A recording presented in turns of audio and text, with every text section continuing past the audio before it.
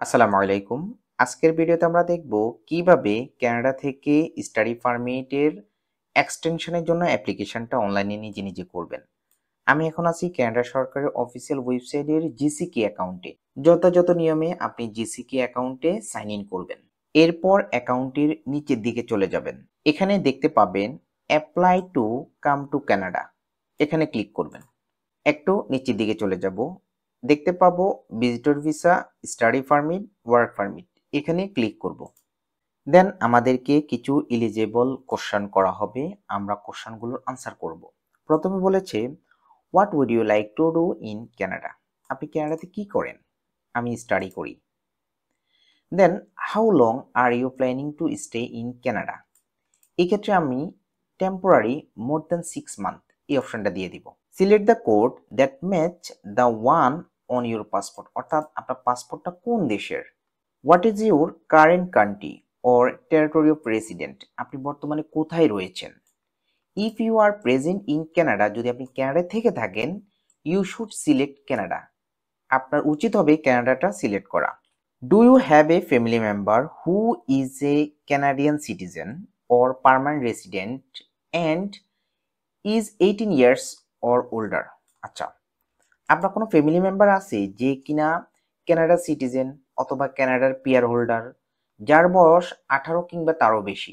যদি হয় তাহলে আপনি ইয়েস দিবেন, আদারওয়াইজ নো দিবেন। What is your date of birth, জন্ম তারিখটা দিবেন। নেক্সট অপশনে চলে যাবেন। Do you have a provincial or territorial attestation letter or meet an exception from submitting a provincial or territorial attestation letter. এই ক্ষেত্রে দুইটা অপশন পাবো।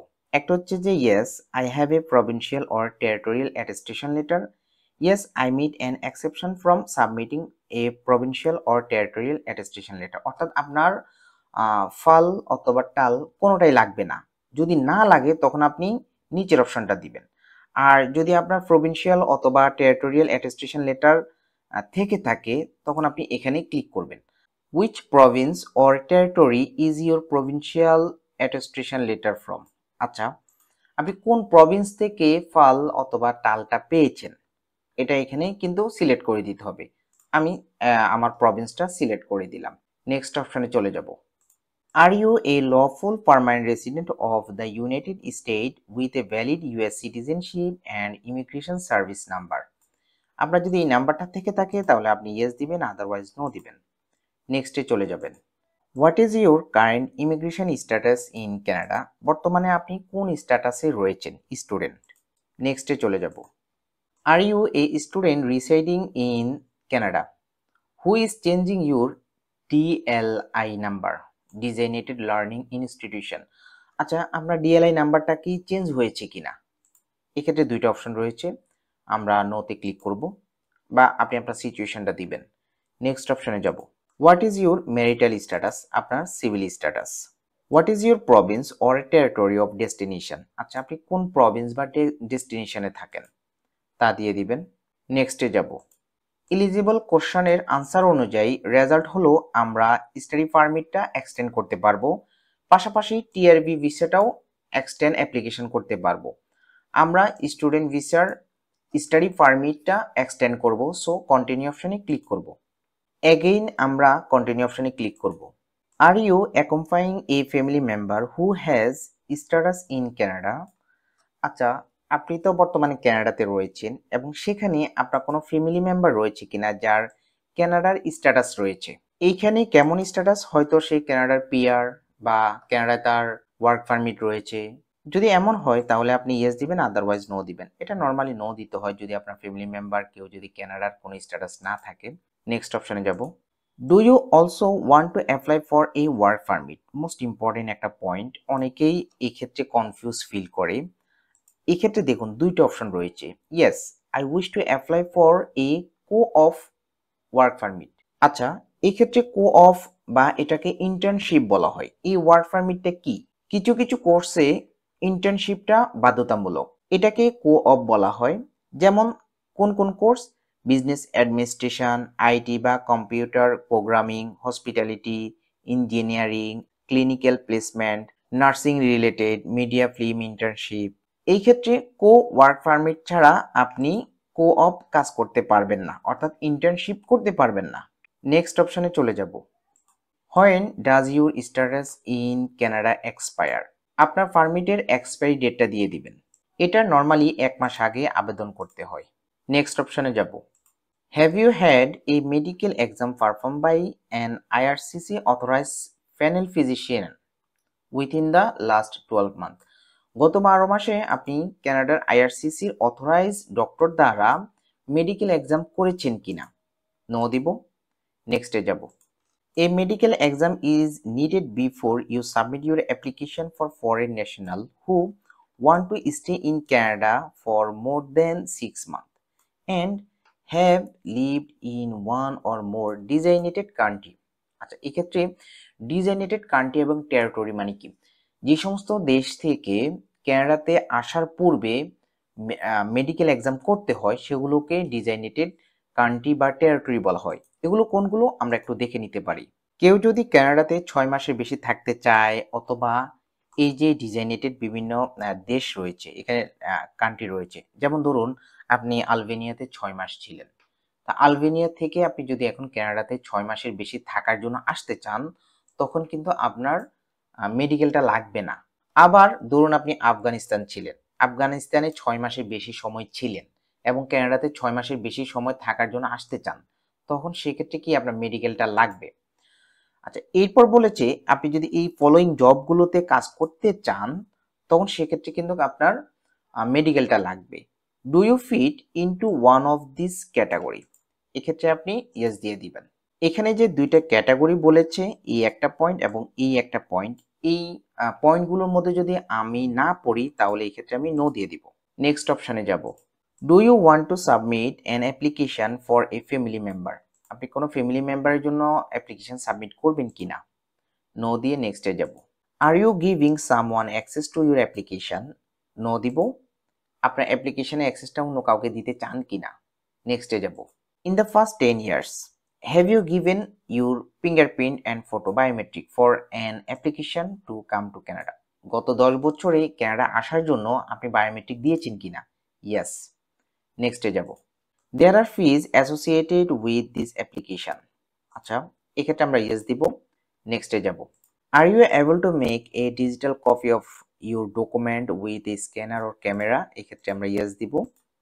নেক্সটে যাব। Will you be paying your application fee online? Yes দিব। নেক্সটে যাব। আমাদের আনসারগুলো রিভিউ করা হবে। কোনো একটা আনসার যদি চেঞ্জ করতে হয় তাহলে এই যে ডান পাশে দেখতে পাচ্ছেন কলমের মতো, এখানে ক্লিক করলে আপনি আনসারটা চেঞ্জ করতে পারবেন। আমরা একদম নিচে যাব, কন্টিনিউ অপশনে ক্লিক করব। সাবমিটিং ইউর অ্যাপ্লিকেশন, আমরা নিচে চলে যাব, কন্টিনিউ। ইউর ডকুমেন্ট চেকলিস্ট, নিচে যাব।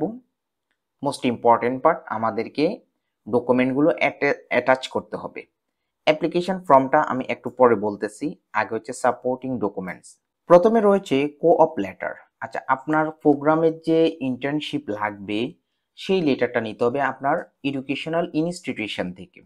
এখানে ডিটেলস দেওয়া রয়েছে। এরপর আপনার প্রয়োজন letter of acceptance or letter of enrolment or registration. আপনি যে বর্তমানে যে কোর্সে রয়েছেন সেই কোর্সের একটা এনরোলমেন্ট লেটার নিতে হবে। কিভাবে নেবেন? এই যে এখানে টোটাল একটা ডিরেকশন দেওয়া রয়েছে। দেন আপনার পাসপোর্ট কপিটা আপলোড করতে হবে। Then provincial or territorial attestation letter, যেটাকে ফাল অথবা টাল বলা হয়, এটা সংগ্রহ করে এটা আপলোড করে দিতে হবে। দেখুন এখানে ডিটেলস কিন্তু বলা রয়েছে। ওকে, দেন এখানে রয়েছে proof of means of financial support. Financial support হিসেবে টেম্পোরারি রেসিডেন্টের জন্য কি কি ডকুমেন্টস, এক্সপ্রেসেন্টি বা পার্মানেন্ট রেসিডেন্টের জন্য কি কি ডকুমেন্টস। নর্মালি টেম্পোরারি রেসিডেন্টের জন্য যে ডকুমেন্টসগুলো প্রয়োজন এগুলো আমরা সাবমিট করব। দেন আমরা একটা ডিজিটাল ফটো অ্যাড করে দেব। ফটো সাইজটা কেমন হবে এখানে কিন্তু দেওয়া রয়েছে। এরপর আমরা এই ফর্মটা ফিল আপ করবো। আমরা নতুন একটা ট্যাবে চলে যাব, এখান থেকে এই ফর্মটা ডাউনলোড করব। আমাদেরকে এই ফর্মটি ফিল আপ করতে হবে টোটাল 5 পেজের। প্রথমে ইউসিআই নাম্বার দিব, দেন ল্যাঙ্গুয়েজটা দিয়ে দিব। আমরা কেন আবেদন করতেছি? Apply for a study permit for the first time or extend my study permit, আমরা এখানে চেক মার্ক করব। দেন এখানে পাসপোর্টের তথ্য অনুসারে পার্সোনাল ডিটেলসগুলো দেব, যেমন name, sex, date of birth, place of birth, এগুলো নর্মাল একদম। Citizenship, current territory or resident, এক্ষেত্রে আপনি কানাডা কোথায় আছেন, স্ট্যাটাসটা কি দিয়ে দিবেন। এরপরে এখানে ম্যারিটাল স্ট্যাটাস রয়েছে, একদম সিম্পল ডাটাগুলো। আপনি যদি কোনো একটা অপশন বুঝতে অসুবিধা ফিল করেন আমাকে কমেন্ট করবেন, আমি যথাযথ আনসার দিয়ে আপনাকে হেল্প করব ইনশাল্লাহ। এই হচ্ছে পুরো ফর্মটি। ওকে, এই ফর্মটি আপনি ফিল আপ করবেন। ফিল আপ করার পর অবশ্যই ভ্যালিডেট করবেন। ভ্যালিডেট করলে আপনার কিছু বারকোড তৈরি হবে, সেই বারকোডগুলো সহ আপনাকে এখানে ফর্মটি ফিল আপ করতে হবে। কি কি ডকুমেন্টস লাগবে আমি আবার একটু সামারি করতেছি। যে ডকুমেন্টসগুলো অবশ্যই লাগবে তা হচ্ছে আপনার একটা valid passport, current study permit, letter of acceptance or enrolment letter, official transcript প্রয়োজন, proof of fund. Proof of fund হিসেবে আপনি আপনার ব্যাংক স্টেটমেন্ট দিতে পারেন, জিআইসি ডকুমেন্টগুলো দিতে পারেন, স্পন্সর লেটার অথবা স্পন্সরের ব্যাংক স্টেটমেন্ট দিতে পারেন। আপনার ডিজিটাল ফটো লাগবে, একটা ফর্ম লাগবে, একটু আগে দেখালাম IMM 5709। দেন আপনার এক্সপ্লেনেশন লেটার লাগবে, এটা হচ্ছে অপশনাল বাট রিকমেন্ডেড। কেন আপনি এক্সটেনশন করবেন এটা সংক্ষেপে লিখবেন। যদি আপনার কোঅপ বা ইন্টার্নশিপ থাকে তাহলে আপনাকে কোঅপ লেটারটা নিতে হবে। লেটার অফ এক্সপ্লেনেশনটা আপনি কোথায় আপলোড করবেন, আপনি ক্লায়েন্ট ইনফরমেশনে আপলোড করে দিবেন। এই যে এখানে আপনি ক্লিক করলেই কিন্তু পেয়ে যাবেন, ডিটেলস দেওয়া রয়েছে। ওকে, যথা নিয়মে আপনি সকল ডকুমেন্টস আপলোড করবেন। আপলোড করার পর অ্যাপ্লিকেশন ফিটা দিতে হবে 150 কানাডিয়ান ডলার। দেন আপনার অ্যাপ্লিকেশনটা কমপ্লিট হয়ে যাবে। কোথাও যদি বুঝতে অসুবিধা ফিল হয় তাহলে কমেন্ট করবেন, আমি যথাযথ আনসার দেওয়ার ট্রাই করব। আল্লাহ হাফিজ।